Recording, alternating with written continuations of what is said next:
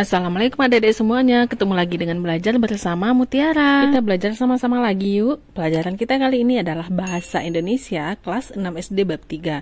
Judul bab kali ini adalah Taman Nasional dan Situs Warisan Dunia. Tujuan pembelajaran dari bab ini kalian bisa mendapat pengetahuan baru tentang Taman Nasional dan Situs Warisan Dunia, mengambil hikmah dari kisah legenda, membedakan opini dan fakta, membedakan kalimat langsung dan tidak langsung, membaca dan menganalisis grafik, serta menulis laporan hasil pengamatan. Siap-siap belajar. Nah, pada pelajaran kali ini kita akan memainkan permainan kartu memori, Taman Nasional dan fauna yang menghuninya. Siapan, buatlah 15 pasang kartu dari kertas karton atau kertas manila ukuran 6 x 9 cm.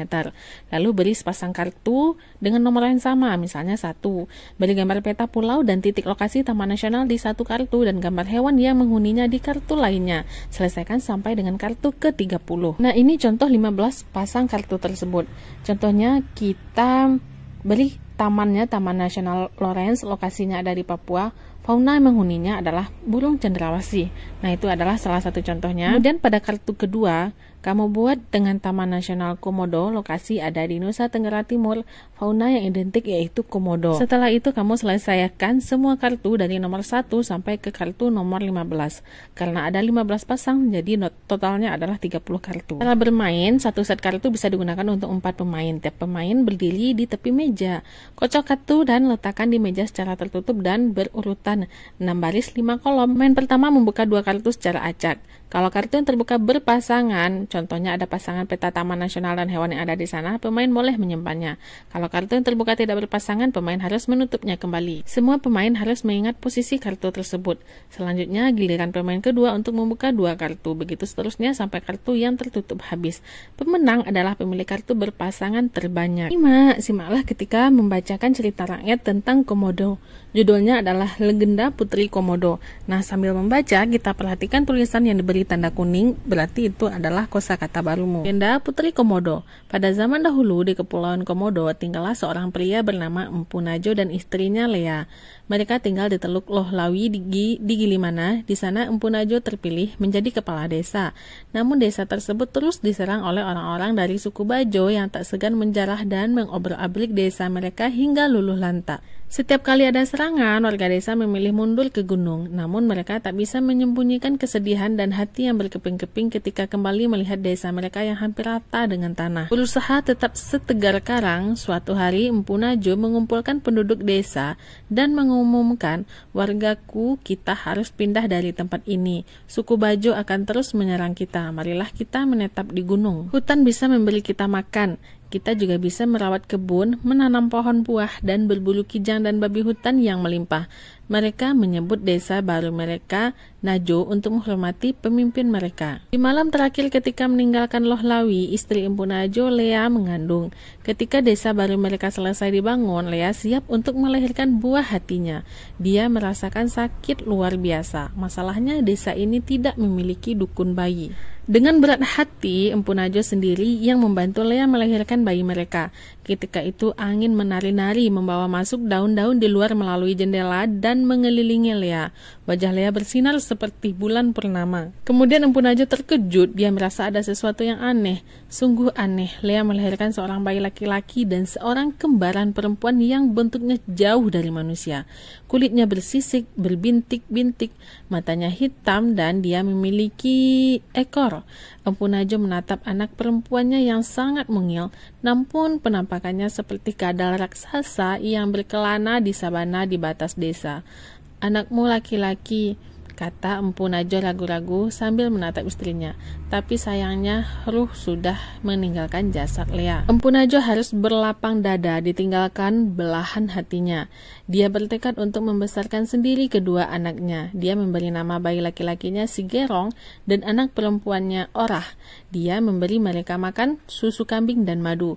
Dua-duanya tumbuh dengan cepat. Tapi jauh sebelum Gerong bisa berjalan, Orah sudah menjelajahi jalan di luar rumah dan bahkan memanjat pohon. Meskipun susu masih bisa memenuhi rasa laparnya, dia mulai tertarik pada ayam-ayam milik tetangga. Tetangga mulai mengeluh kepada Empu Najo. "Aku akan memberimu daging," katanya pada Orah. "Tapi kamu tidak boleh menyerang kambing atau ayam warga." Meski Orah tidak lagi mengganggu ternak warga, dia tetap menjadi buah bibir penduduk desa. Mereka curiga ada komodo yang tinggal bersama mereka di desa. Untungnya ayah dan kakaknya tetap melindungi Orah dan menunjukkan kasih sayangnya. Malahan si Gerong lebih suka bermain dengan adiknya daripada dengan anak-anak lain. Dua bersaudara ini memanjat pohon bersama atau mengejar kalkun ke dalam hutan. Suatu hari Orah hilang. Dia meninggalkan rumah ketika matahari baru bangun dan jejaknya menunjukkan bahwa dia menuju hutan. "Apakah dia akan kembali?" tanya si Gerong pada ayahnya dengan air mata yang membanjir. "Ya, jangan khawatir, dia akan kembali," balas Empu Najo. Tapi dia sendiri juga tampak cemas. Orah akhirnya kembali ke rumah malam itu. Namun semakin hari dia semakin lama meninggalkan rumah dan hanya kembali sesekali. Sampai suatu pagi si Gerong menemukan adiknya di tepi ranjangnya. Mereka saling menatap lama dan kemudian Orah berpaling dan pergi. Si Gerong tahu bahwa kali ini Orah tidak akan kembali. Tahun-tahun berlalu, si Gerong tumbuh menjadi pemburu yang berpengalaman. Tidak ada babi hutan atau kijang yang sanggup menghindar dari ujung tombaknya. Suatu hari, si Gerong sedang berburu di tepian hutan dekat dengan sabana ketika dia mendengar suara gemerisik di dekat sungai. Dia melihat kijang jantan, telinganya tegak dan tanduknya besar. Si Gerong pelan-pelan mendekat ke kijang tersebut dan secepat kilat melompat dari semak-semak dengan tombak yang terarah.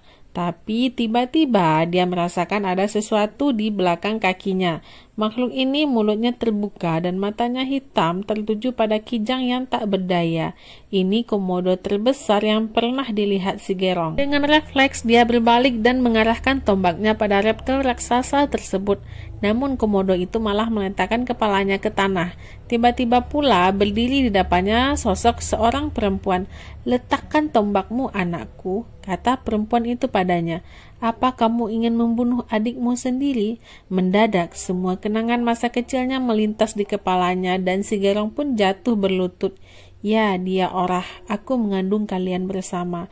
Dia saudara kembarmu," sosok perempuan itu berkata. Setelah itu, Gerong pun berpisah dengan adiknya. Si Gerong menuju desanya dan Orah menuju sabana. Semenjak hari itu, si Gerong dan orang-orang di desanya memperlakukan komodo dengan baik. Kadal raksasa itu bebas berkelana di sekitar hutan, memakan babi hutan, kijang, dan hewan lain yang ada di sana. Ketika ada komodo menjadi terlalu tua untuk mencari makan sendiri, warga desa akan memberi makan. Seolah komodo-komodo itu darah daging mereka sendiri. Apakah kalian telah membuat pertanyaan selama menyimak? Kumpulkan potongan kertas berisi pertanyaan yang telah kalian buat ke dalam suatu wadah. Sebelum memulai sesi tanya jawab, bacalah kembali kisah Putri Komodo dalam hati. Setelah itu tutup buku pelajaranmu satu persatu dari kalian menuju ke depan dan mengambil satu kertas pertanyaan dengan mata tertutup. Bacalah keras-keras pertanyaan tersebut dan jawablah dengan kata-kata kalian sendiri. Jika ada yang tidak bisa menjawab pertanyaan, kalian boleh meminta bantuan teman dengan menyebutkan namanya. Jika semua siswa tidak bisa menjawab, mintalah bantuan kepada guru. Bacalah ulang cerita legenda Putri Komodo tersebut, kemudian jawablah pertanyaan-pertanyaan berikut ini. Nomor 1, menurut kalian, apakah kisah legenda ini benar-benar terjadi? Jelaskan jawabanmu. Kisah legenda merupakan cerita fiksi, jadi tidak benar-benar terjadi pada masa lalu. Kisah legenda digunakan sebagai dongeng, hiburan, atau nasihat untuk diteruskan ke generasi selanjutnya. Nomor 2, mengapa si Gerong bersikap baik kepada saudara perempuannya? Gerong bersikap baik pada adiknya karena dia menyayangi satu-satunya saudara kandung yang hidup bersamanya sejak kecil dan mereka berdua dibesarkan oleh ayahnya dengan penuh kasih sayang. Gerong juga ingin melindungi adiknya dari penduduk desa yang mungkin berniat jahat. Nomor 3, bagaimana cara Empu Najo membesarkan kedua anaknya? Empu Najo membesarkan kedua anaknya dengan penuh kasih sayang dan berlaku adil. Nomor 4, apa pesan atau amanat yang bisa dipetik dari legenda ini? Yang bisa dipetik dari legenda ini adalah bahwa sebaiknya kita hidup berdampingan dengan hewan-hewan yang tinggal di habitat yang sama dengan baik. Tidak perlu memburu atau menyakiti hewan tersebut. Saatnya bahas bahasa. Nah, majas, masih ingatkah kalian tentang gaya bahasa majas yang pernah dibahas di kelas 5? Mari menyegarkan ingatan kalian kembali. Nah, ada majas metafora, mengungkapkan sesuatu dengan perbandingan langsung atau dasar sifat yang sama atau hampir sama. Contoh, karena rajin membantu, dia dianggap anak emas oleh orang tuanya. Nomor 2, majas asosiasi atau perumpamaan. Membandingkan dua objek yang berbeda tapi dianggap sama. Menggunakan kata pembanding bagaikan, bak atau seperti. Contoh, matanya indah seperti bintang kejora. Nomor 3, majas personifikasi. Menggunakan sifat-sifat benda hidup pada suatu benda mati. Contoh, pohon nyur melambai-lambai tertiup angin. Ada majas hiperbola, menyampaikan sesuatu dengan gaya melebih-lebihkan. Contoh, ayah bekerja keras membanting tulang demi memenuhi kebutuhan keluarganya. Dalam cerita tentang Putri Komodo, ada beberapa contoh majas. Sebutkan termasuk majas apa dan tuliskan maknanya. Nah, contohnya ada hati yang berkeping-keping. Jenis majasnya adalah hiperbola. Arti atau makna sebenarnya dari hati berkeping-keping adalah sangat sedih. Lalu angin menari-nari, itu adalah personifikasi. Artinya adalah angin berembus. Lalu ada wajah bersinar seperti bulan, itu adalah asosiasi. Artinya adalah wajah cantik. Kemudian ada buah hati, itu jenis majasnya adalah metafora. Artinya adalah anak. Lain itu tadi adalah setegar karang, itu adalah majas asosiasi, artinya sangat tabah. Rata dengan tanah, itu adalah hiperbola, artinya adalah hancur. Lalu ada hutan bisa memberi kita makan, itu adalah personifikasi juga, artinya hutan tempat kehidupan. Ada lagi berat hati. Berat hati itu adalah majas metafora, artinya tidak tega. Lalu ada ruh sudah meninggalkan jasad, itu juga personifikasi, artinya adalah meninggal. Ada berlapang dada, itu majas metafora, artinya ikhlas. Belahan hati, itu metafora, artinya pasangan. Lalu ada buah bibir, itu juga metafora, artinya menjadi pembicaraan. Matahari baru bangun, itu majas personifikasi, artinya matahari terbit. Air mata yang membanjir, itu hiperbola, artinya menangis hebat. Ada secepat kilat, itu artinya sangat cepat, itu juga majas hiperbola. Ada darah daging, itu adalah metafora, artinya anak kandung atau keluarga. Kenal membaca. Membaca buku yang kalian sukai dapat menjadi kegiatan yang menyenangkan. Dalam 1 bulan ke depan, coba pilih dan baca 1 buku cerita dengan tema legenda atau cerita rakyat. Setelah itu, catat data buku yang kamu baca dan kesan yang kamu rasakan pada jurnal membaca berikut. Lalu ada rekomendasi buku bacaan dengan tema legenda. Ada kumpulan cerita rakyat, 100 cerita rakyat Nusantara, sampai dengan buku bahan bacaan literasi 2016 Badan Pengembangan dan Pembinaan Bahasa. Bukunya bisa kamu cari melalui daring. Membaca catatan perjalanan. Bacalah catatan perjalanan ini dalam hati. Judulnya adalah Bertemu Orang Utan di Taman Nasional Tanjung Puting. Hari pertama, akhir pekan kali ini kami sekeluarga mengunjungi Taman Nasional Tanjung Puting di Kalimantan Tengah. Pagi hari kami mendarat di bandar udara terdekat di kota Pangkalan Bun. Dari Bandara Iskandar kami mengendarai mobil selama setengah jam menuju Pelabuhan Kumai. Sudah lama aku memimpikan perjalanan ini. Sejak aku membaca buku tentang Biruté Galdikas, ibu yang menyarankan aku membaca buku itu. Ibu mengatakan bahwa Biruté Galdikas adalah peneliti dan aktivis yang membantu upaya pelestarian orang utan dan hutan hujan tropis. Di Tanjung Puting ini kami akan mengunjungi 3 pusat rehabilitasi orang utan. Tujuan pusat rehabilitasi adalah merawat orang utan korban pembakaran hutan serta penebangan liar dan mengembalikan mereka ke habitat aslinya. Perjalanan kali ini istimewa karena kami tidak bermalam di penginapan tetapi di rumah perahu atau yang biasa disebut kelotok. Jalan masuk ke Taman Nasional hanya bisa dilalui dengan menyusuri Sungai Sekonyer. Setelah menyusuri sungai selama 3 jam dengan pemandangan pohon-pohon nipah, kami istirahat makan siang. Makanan dimasak di dapur kelotok di tingkat bawah, sementara tingkat atas digunakan untuk duduk-duduk dan tidur. Persinggahan pertama adalah Tanjung Harapan. Dari dermaga, kami perlu berjalan kurang lebih setengah jam ke tempat pemberian makan orang utan. Jalan setapaknya mulai dari tanah berpasir sampai tanah gambut yang becek dengan akar pohon yang menonjol.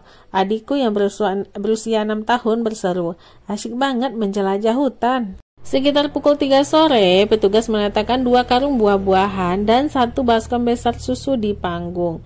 Kami termasuk beruntung karena bisa bertemu dengan Gundul, orang utan penguasa Tanjung Harapan. Saat musim buah seperti ini, tidak banyak orang utan yang datang ke tempat pemberian makan karena mereka sudah cukup kenyang dengan buah-buahan di alam liar.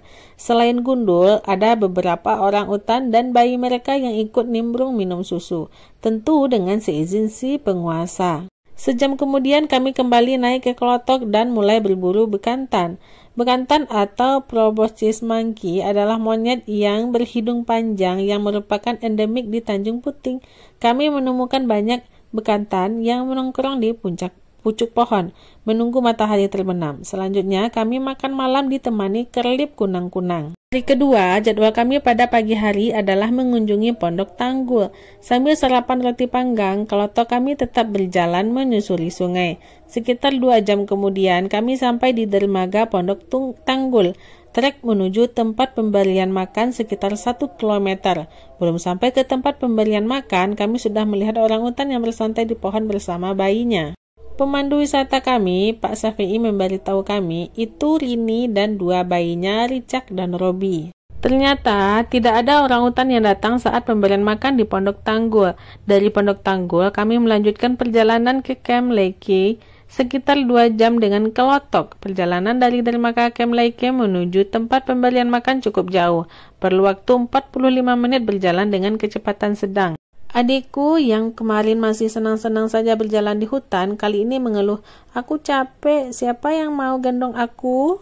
Di Camp Leke, kami bertemu dengan Tom, penguasa hutan ini. Umurnya 35 tahun dan punya kekuatan 8 orang dewasa. Aturan di sini, kita tidak boleh dekat-dekat dengan orang utan, apalagi mengajak swafoto. Ingat, ini habitat asli mereka, bukan kebun binatang. Setelah bertemu Tom, kami sempatkan singgah di pusat informasi untuk melihat foto-foto dan pengetahuan tentang orang utan. Dari sini, aku tahu kalau 97% DNA orang utan sama dengan DNA manusia.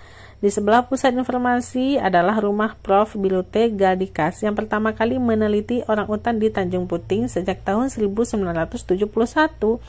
Pemandu kami mengatakan bahwa penduduk di sekitar Taman Nasional sangat menghormati Profesor Bilute dan memanggilnya Ibu. Semua orang mematuhi perintah Ibu untuk tidak mengambil ikan di area Taman Nasional, tambah Pak Syafi'i. Malamnya kami melihat gerhana bulan dari dek kelotok. Pemandangan malam di hutan tanpa polusi cahaya seperti di kota tampak indah sekali. Hari ketiga, hari ini kami sudah harus kembali ke kota, meninggalkan sungai dan hutan yang tenang dan damai. Sarapan dihidangkan pukul 7, kemudian pukul 9 kami berangkat menuju desa Sekonyer untuk berjalan-jalan dan melihat suasana desa di tepi sungai Sekonyer ini. Dulu penduduk tinggal di dalam Taman Nasional, tapi kemudian dipindah ke sini. Beberapa penduduk membuat kerajinan tangan yang dijual untuk turis yang datang. Apakah kalian suka catatan perjalanan itu? Sekarang jawablah pertanyaan-pertanyaan ini ya.